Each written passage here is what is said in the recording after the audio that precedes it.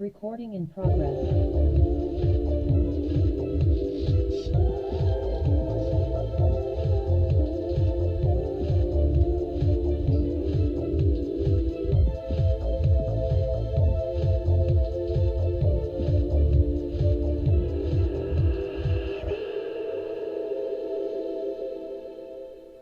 Salut amics de Plankton Diving, soc Xavi Llambric i estem al vídeo número 3 del curs del Pla d'Emergències i Evacuació de Plankton Diving. En aquest vídeo número 3 farem un llistat, farem un repàs sobre la majoria dels possibles accidents que podem patir i quin és l'actuació que nosaltres hem de tenir. Què és el que farem? Vinga, doncs comencem. Ja us dic que n'hi ha bastantes, quasi que complirem tot el vídeo repassant cada una dels accidents típics de la pràctica del busseig. Accidents o incidents. Sabeu que la diferència entre accident i incident és tot allò que ens obliga a avortar la immersió però ningú ha pres mal. Accident seria el mateix però algú ha pres mal. Doncs vinga, primer seria, no ha pres mal ningú, que es troba bastant malament, seria mareig. Molts dels submarinistes no suporten estar molta estona a la barca perquè se maregen. A mi de petit em passava. Marejar em va costar acostumar-me, però de navegar ho he solucionat. En cas que un submarinista presenti mareig sever durant les maniobres de navegació i aproximació al punt d'immersió, aquest submarinista, segons el seu estat, demanarà al cap d'equip ser exclòs de l'activitat. Per què? Perquè és possible que baix de l'aigua no li marxi el mareig, que continuï marejat baix de l'aigua. I una cosa és estar marejat dalt d'una barca que tens allí, estàs en la teva atmosfera, estàs en l'aire, i l'altra és estar baix de l'aigua, amb el qual la cosa és bastant més perillosa. Si el submarinista no es veu capaç de realitzar la immersió, ell haurà de ser qui demani al cap d'equip ser exclòs de l'activitat. I que és possible que els efectes no desapareguin en la immersió. Per evitar el mareig o per minimitzar el mareig, és que teniu biodramina o els trucos aquests de mirar un punt fixe que no es mogui. Això és el que s'ensenya durant els cursos de busseig, però aquí el pla d'emergències hem de tindre en compte que aquest submarinista potser no hauria de realitzar la immersió. Vinga. Contusions. Imagineu que esteu a la barca i amb algú li cau una botella al damunt i tal. Produïdes possiblement durant la navegació degut a l'estat de la mar o a una estiva deficient del material. Botelles que cauen, submarinistes que caminen per damunt d'objectes que es mouen i tal, i una torçada de turmell, algun cop, alguna contusió podem tindre. Depenent de la gravetat, avortar les operacions de busseig, aplicar fred, si portem a la barca no portem fred, però avortar les operacions de busseig i portar aquest submarinista al punt de transfer o al centre mèdic per visita si fos necessari. Estem parlant només d'una contusió, no és una ferida molt greu, és una contusió. Per tant, en principi no podríem portar nosaltres mateixos al centre mèdic per a que li apliquin un antiinflamatori o el que hi haguem de fer. Aquí sí, ferides i hemorràgies. Produïdes possiblement durant la navegació, degut a l'estat de la mar, o una estiva deficient del material, contacte amb les hèlices, amb accidents durant la immersió, agressions amb éssers vius, objectes tallants. Naturalment, s'hauran d'avortar les operacions de busseig i aplicarem protocol de contenció d'hemorràgia, que ja sabeu que és compressió directa, elevació del membre i compressió indirecta. I en cas necessari aplicaríem un torniquet. Si heu fet el curs de primers auxilis, que tots els staff heu de tindre ja el curs de primers auxilis, doncs ja sabeu quin és el protocol de contenció d'hemorràgies. Aplicaríem el pla d'evacuació per accidents no descompressius. Fixeu-vos que aquesta frase sortirà en diferents làmines, aplicar el pla d'evacuació per accidents no descompressius o aplicar el pla d'evacuació per accidents descompressius. Al final explicarem quin és el pla d'evacuació per accidents no descompressius i quin és el pla d'evacuació per accidents descompressius. Ara aquí simplement ens anirem centrant en l'actuació que heu de realitzar durant el procés de l'emergència. Molt bé, cremades. Produïdes per l'addicció del combustible de la barca o perquè s'ha tocat algun objecte que estava excessivament calent. Avortar les operacions de busseig, aplicar capes de protecció asèptica a la ferida, sobretot si la pell està compromesa. Sabeu que la pell és el que evita que ens entrin virus i bacteris de l'exterior cap a dintre del cos. Sense la pell no tenim aquesta protecció, ens entraria qualsevol porqueria. Doncs hauríem d'aplicar capes de protecció que a la farmaciola hi hem de tindre. Serien les gasses amb algun producte antisèptic, amb algun gel, per a crear aquesta capa de protecció que substitueixi a la pell amb el que és la protecció antisèptica. Aplicar pla d'evacuació per accidents no descompressius. Insuficiència cardíaca. Insuficiència cardíaca que no és aturada cardíaca. Provocat per patologia cardíaca del pacient o posterior a un accident. Avortar les operacions de busseig, donar oxigen a altes concentracions, mantenir vigilància permanent del ritme cardíac. Penseu que no està en aturada cardíaca, simplement el cor no li funciona correctament. Aplicar suport vital bàsic si el ritme cardíac insuficient, menys de 30 pulsacions per minut, o si aquest és anàrquic, o sigui que ha entrat en fibrilació, o poc perceptible, que no som capaços gairebé de detectar-li el ritme cardíac, això vol dir que té una pressió molt baixa. Llavors aplicaríem suport vital bàsic. Aplicar pla d'evacuació per accidents no descompressius. Veu que vaig molt ràpid perquè aquí simplement el que estem donant són unes pautes de presa de decisions al cap d'equip. En profunditat, el que hem de fer en profunditat dintre de cada una d'aquestes patologies s'ensenya al curs de primers auxilis que tots heu de tindre. Per tant, ara no vull extendre'm més en què és el que heu de fer en cada actuació, simplement estem donant unes pautes per la presa de decisions. D'acord? Molt bé, aturada cardíaca. Provocat per patologia cardíaca del pacient o posterior a un accident, avortar les operacions de busseig, aplicar suport vital bàsic en l'aportació d'oxigen a altres concentracions.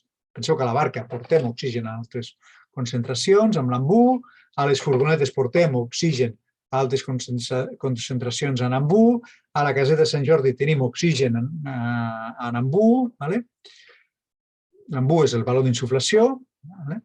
Aplicar pla d'evacuació per accidents no descompressius.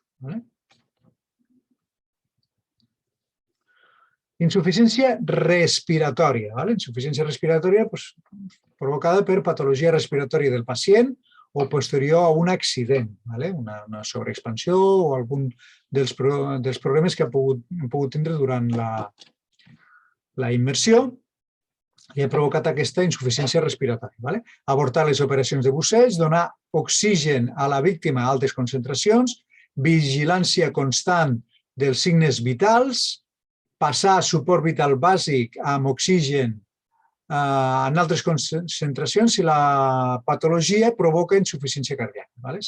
Si la respiració és tan dèbil que no pot mantindre, està en qüestió la supervivència de la víctima, doncs hauríem de passar suport vital bàsic, perquè d'un moment a l'altre se'ns aturarà el cor. Aplicar pla d'evacuacions per accidents no descompressius. Malaltia descompressiva. provocat per una descompressió incorrecta en cas que un submarinista surt a superfície sense haver completat la descompressió prevista o tot i haver-la completat presenta símptomes d'infermitat descompressiva. Si ja heu fet el curs sobre descompressió, doncs ja sabeu de què estem parlant i si no, ja us animem a que feu el curs el Decompression Diving o cursos en els quals expliquem la descompressió. Al curs de primers auxilis també s'explica què és el que s'ha de fer. D'acord? Llavors, en un primer moment, la presa de decisions, se li donarà oxigen a la màxima concentració, no estem parlant d'una víctima en aturada cardíaca o en aturada respiratòria, simplement és una víctima que presenta símptomes d'enfermitat de descompressió. Per tant, li donarem oxigen, a respirar oxigen de la botella d'oxigen en altes concentracions, al 100% de concentració, i aplicarem pla d'evacuació per accidents descompressius, que ja veureu que diferirà, quan parlem d'aquests plans d'evacuació, ja veureu que difereixen amb un aspecte fonamental. Fractures i luxacions, produïdes possiblement durant la navegació degut a l'estat de la mar o una estiva o manipulació deficient del material, avortar les operacions de busseig, aplicar pla d'evacuacions per accidents no descompressius. És el mateix que dèiem abans de les contusions, dèiem abans de les ferides, algú es pot arribar a trencar un braç, un turmell, una cama és difícil perquè són molt dures, però també podria ser. Inclús jo tinc algun company de baixa perquè caminant per la platja s'ha caigut amb tota l'equipació de busseig tècnic a sobre, s'ha caigut i s'ha fet mal a la columna. Per tant, totes aquestes patologies, avortar les operacions de busseig, naturalment, i aplicar pla d'evacuacions per accidents no descompressius. Pensem que no està compromesa ni la respiració ni el batec cardíac. Hiperòxia. Hiperòxia provocat per una sobreexposició a l'oxigen durant la descompressió. Estem parlant de busseig tècnic, en els quals la descompressió se sol fer amb barreges superoxigenades o inclús en oxigen pur. Llavors, hiperòxia provocat per una sobreexposició a l'oxigen durant la descompressió o per equivocació en els canvis d'ampolles de gas de fons. Canvi immediatament a gas de fons al primer símptoma. Gas de fons és el gas que utilitzàvem durant la immersió, durant el primer símptoma. Si els símptomes continuen o les convulsions apareixen, avortar la immersió. En cas de no haver acabat la descompressió, aplicar pla d'evacuació per accidents descompressius. Si la víctima pot pujar a superfície havent acabat sense necessitat d'haver fet una descompressió, perquè ja ha acabat la seva descompressió, doncs no aplicaríem el pla d'evacuació per accidents descompressius, aplicaríem un pla d'evacuació per accidents no descompressius, però si la víctima encara li quedaven molts minuts per acabar la seva descompressió, doncs aplicarem el pla d'evacuacions per accidents amb descompressió, per accidents descompressius. No administrar oxigen en aquest cas, perquè si continuen les convulsions, perquè si sabem, si tenim clar que l'accident està provocat per una sobreexposició a l'oxigen, naturalment és aquella excepció amb la qual no li donaríem oxigen a la víctima. En totes les altres patologies li donaríem oxigen a la víctima. Podem donar oxigen a la víctima. Aquí no, perquè el que interessa és que l'oxigen surti de la víctima. Si ja estem a superfície, l'oxigen, encara que li donem oxigen pur, tampoc no passaria res, perquè no li estaríem donant oxigen pur a més de 1,6, com a molt estaríem donant un bar de pressió parcial. Per tant, ja estaria per sota dels nivells d'oxigen. Però, com que aquesta persona el que interessa és que evacui l'oxigen excessiu que té dintre del cos, no té necessitat de respirar oxigen, a no ser que la cosa es compliqui i després decidim tornar-li a donar oxigen. Narcosi. La narcosi estarà produïda per l'excés d'exposició a pressions parcials de nitrogen elevades. S'ha d'estar atents a tots els símptomes tant propis com del company. Per això bussegem en parelles i ens hem d'estar vigilants uns als altres, perquè normalment aquella persona que està patint la narcosis no se'n dona compte. No se'n dona compte, ell ja està superbé o està supermalament, però no és capaç de pensar que allò és culpa del nitrogen. Per tant, potser ha de ser el company el que prengui la decisió de pujar uns metres, ascendir uns metres i no tornar a baixar la cota on s'ha produït la narcosis. I si la cosa s'ha complicat tant, doncs avortar una immersió. Si això no és possible, avortar les operacions de busseig. En principi, pujant uns metres, faríem baixar la pressió parcial del nitrogen i com que dels primers llocs on el nitrogen marxaria, això ho expliquem als cursos de descompressió, seria del cervell, doncs la narcosi desapareix fulminantment. Intoxicació per monòxid de carboni. Monòxid de carboni. Produïda per una càrrega incorrecta de l'ampolla. És bastant difícil, sobretot pels sistemes que tenim a Plankton, de carregar ampolles, que ens ho fa una empresa externa amb suficient valia i qualitat perquè això no passi, però és bastant difícil que a alguna botella li arribi traces de monòxid de carboni. Si això passés, produïda per una càrrega incorrecta de l'ampolla, generalment apareix després, imagineu-se que ens ve un client que se carrega ell les ampolles a casa. Seria l'únic cas que se m'acudeix de que algú pateix intoxicació per monòxid. Aplicar pla d'evacuació per accidents descompressius encara que no hi hagi possibilitat d'enfermetat de descompressió. Per què? Perquè el tractament per una persona intoxicada per monòxid de carboni també és la càmera hiperbàrica. Per tant, aquí també aplicaríem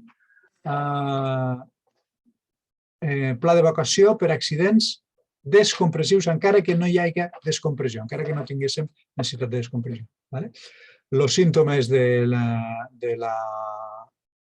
la intoxicació per monòxid de carboni ja s'expliquen, ja sabeu que s'expliquen al curs pertinent, però ja sabeu que són coloració vermella, sobretot els llèvits, els lòbuls de les orelles, les ungles, coloració molt vermellosa. Molt bé. Hipotèrmia, baixada de la temperatura corporal, descens de la temperatura corporal per sota de lo normal.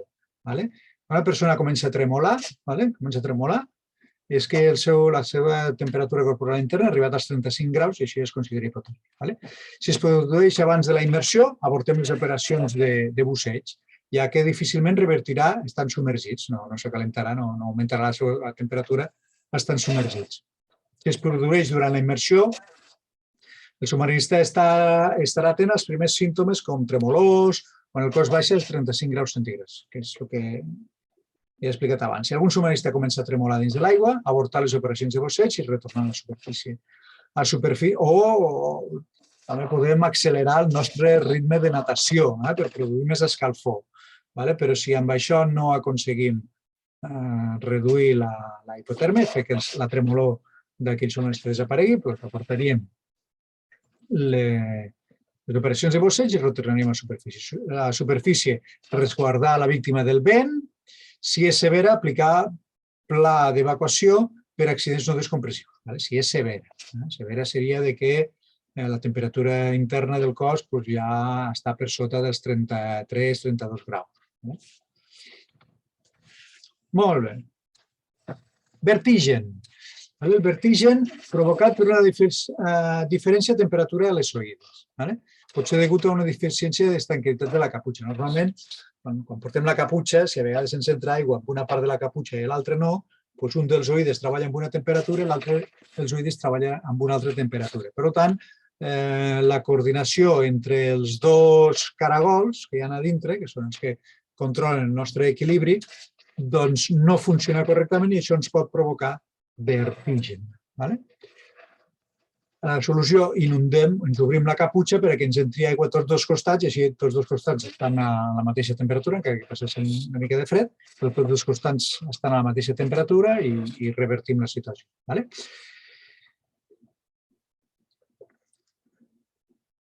Quan els signes que algun submarinista està passant això, quan ja el vertigen ja és sever, normalment el submarinista es col·loca en posició fetal. Quan la resta de companys ja veuen què és el que li està passant i l'hauran de pujar a superfície. Avortarem la immersió i el retornarem a superfície. Aplicarem pla d'evacuació d'accidents descompressius o no descompressius depenent de si ens hem saltat al pujar aquesta persona a superfície, aquesta persona no pot fer descompressió, si ens hem saltat la descompressió o no. Si a superfície el vertigen continua, podria ser que aquesta persona ha perforat un timpà, li ha entrat aigua freda a dintre i això fa que no millore estant a superfície. Per tant, l'haurem de portar a algun lloc. Si ens hem saltat la descompressió per pujar a la superfície, aplicarem pla d'evacuació per accidents descompressius. Si no calia, perquè no estàvem més enllà de la curva de seguretat, doncs aplicarem pla d'evacuació per accidents no descompressius. Pèrdua de l'embarcació. Sortim a superfície i l'embarcació no està, per lo que sigui. Se l'han portat el vent, s'ha quedat sense motor, se l'han portat el vent, o ha hagut de marxar perquè hi havia algun problema, o nosaltres ens hem desplaçat tant sota l'aigua que hem sortit en un lloc on l'embarcació no hi és. Llavors el submarista retornarà a superfície i l'embarcació no hi és. Es mantindran tots units, cara a cara, i per mantenir l'escalfor. Penseu que encara que sigui a l'estiu, al cap d'estar hores a l'aigua, perquè no sabem quanta estona estirem, al cap d'estar hores a l'aigua haurem entrat en hipotèrmia. Ens mantindrem tots units per mantenir l'escalfor. Inflarem totes les boies d'ecos i les tindrem hissades perquè sigui més fàcil localitzar-nos. El cap de dia iniciarà el pla d'emergència i evacuació al no rebre la comunicació de finalitzada la immersió en el temps previst o de que el propi patró ha dit, escolta, que aquests no surten i no sé on estan. Tant un com l'altre hauran d'iniciar el pla d'emergències i el pla d'emergència i evacuació per localitzar aquests submarinistes. Utilitzarien les tècniques de recerca. El primer és avisar als bombers perquè vinguin i amb l'Helimer, la càmera tèrmica de l'Helimer, us trobaríem en 15 minuts esteu localitzats segur. Pèrdua de submarinistes. Durant les immersions els submarinistes se separen i no es tornen a trobar. Realitzaran... Quina és la maniobra habitual per la pèrdua d'un submarinista? La pèrdua del company o d'un submarinista. El primer que es fa és la maniobra normal és primer intentarem durant un minut fer una volta de 360 graus o inclús dirigir-nos cap a on nosaltres creiem que estava aquell submarinista. Si estava darrere nostre, retrocedirem el recorregut que havíem fet. Si estava per davant nostre, intentarem avançar el recorregut per trobar-lo.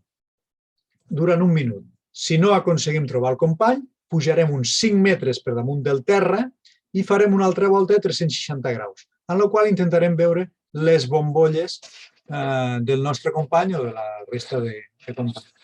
Si aquesta maniobra tampoc no funciona, retornarem a superfície. I el normal és que a superfície ens acabem trobant tots, perquè si jo he perdut el meu company també m'ha perdut a mi i haurà fet les mateixes maniobres. Per tant, el normal és que ens trobem a superfície.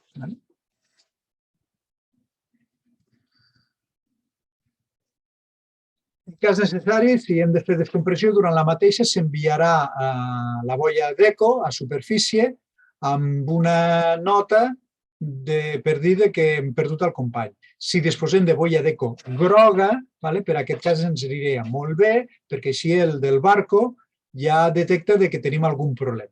I normalment el del barco veurà que surt una boia aquí i una boia allà, dic, mira, aquests dos s'han perdut, i quan surtin a superfície ja es trobaran. Però el del barco és bo que, si hem de fer descompressió, és bo que l'avisem d'alguna manera per a que ell ja iniciï alguna maniobra o estigui més atent a l'hora d'iniciar la emergència, el pla d'emergències. I una manera de fer-ho és enviant una boia de color groc a la superfície.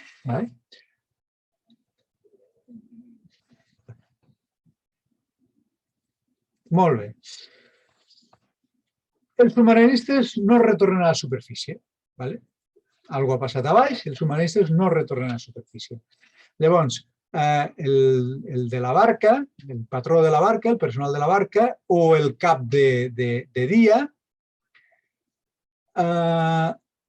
han de tenir clar en quin moment inicien, o sigui, si els submarinistes no apareixen, quin és el moment en el qual els submarinistes havien d'aparèixer, donarem 5-10 minuts màxim de temps i a partir d'aquí haurem d'iniciar un pla d'emergències per localitzar aquests submarinistes. Llavors, el cap de dia haurà de fer les trucades pertinents al 112 per dir tinc un grup de submarinistes que no els localitzem i necessitem l'ajuda del GRAE. En aquest cas, els GRAEs estem per això.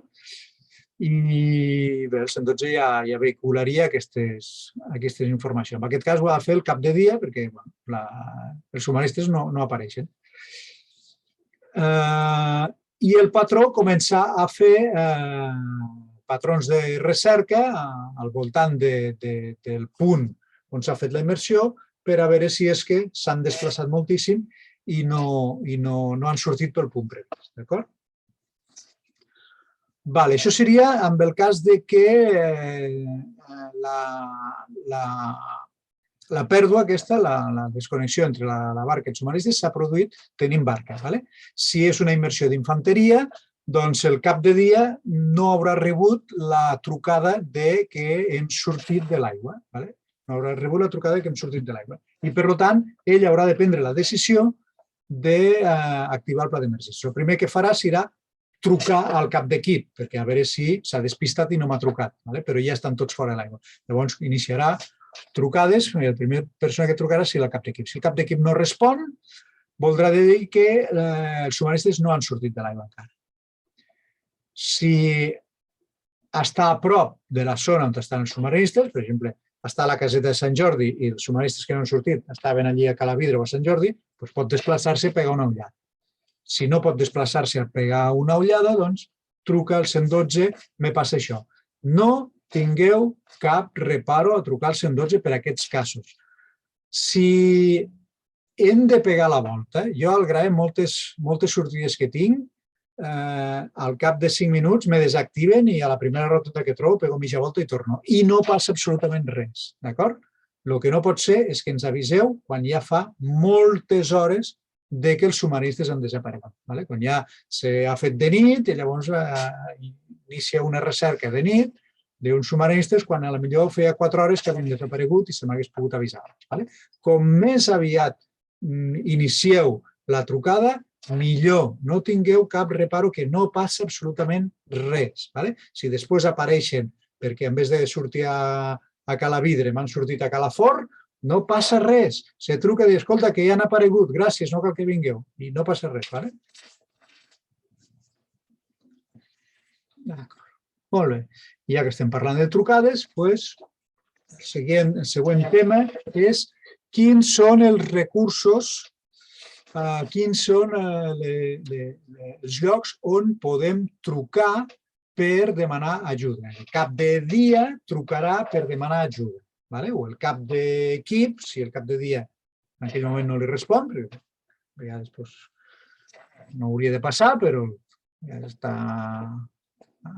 està pendent del telèfon, i hauríem d'estar tots pendents del telèfon, tots els que fan de cap de dia hauríem d'estar molt pendents del telèfon, és la seva principal missió. Doncs aquí hem de trucar. Vinga, comencem la llista de trucades. Sempre tenim el 112. Com a telèfon estrella sempre tenim el 112. Si la trucada és per un accident, podem contactar amb el SEM, el Servei d'Emergències Mèdiques de Catalunya, a través del 112. Podem contactar amb el SUM, que aquí a l'Ametlla té un servei d'emergències propi, municipal, el Servei d'Urgències Municipal, el SUM, que el telèfon és el 977 49 70 00. 977 49 70 00. Podem contactar per accidents disbàrics, podem contactar la unitat terapèutica hiperbàrica Moisès Broggi, de Sant Joan d'Espí.